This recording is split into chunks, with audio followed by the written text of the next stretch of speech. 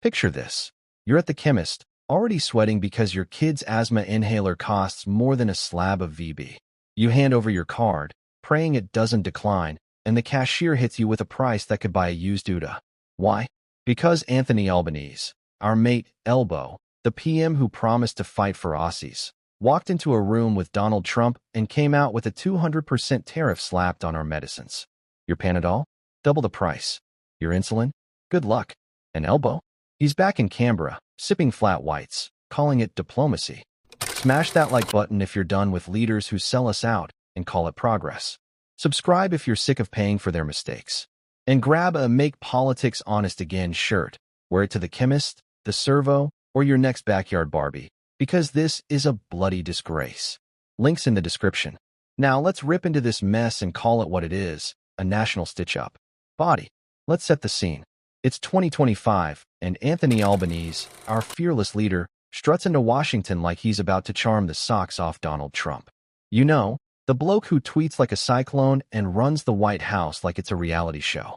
Albow's got a plan, a quick handshake, a few matey words about shared values, and he'll waltz home with a trade deal that keeps Aussie meds affordable.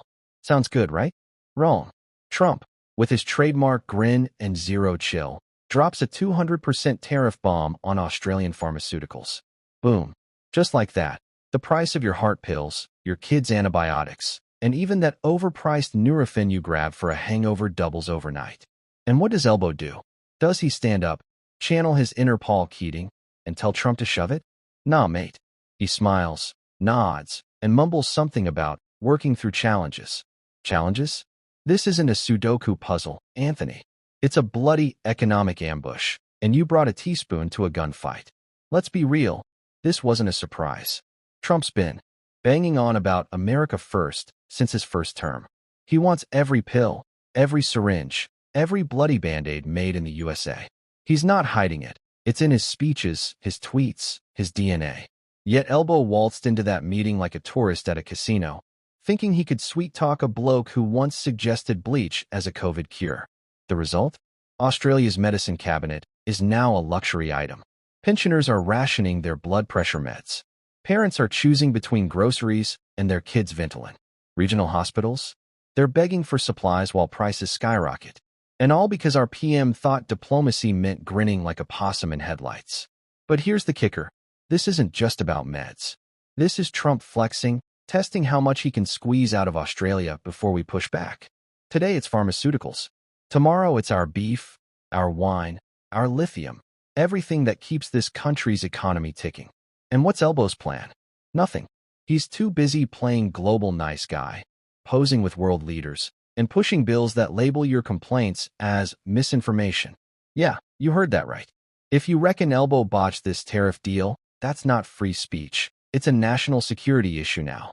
Labor's misinformation bill is basically a gag order for anyone who dares call out their incompetence. Disagree with the government? Careful, mate. You're one tweet away from being labeled a domestic terrorist. And don't get me started on the timing. We're already up to our eyeballs in cost of living chaos. Power bills are higher than a Sydney rent, fuel costs more than a craft beer, and now Albow's bright idea is to float new taxes during an economic reform circus. Taxes.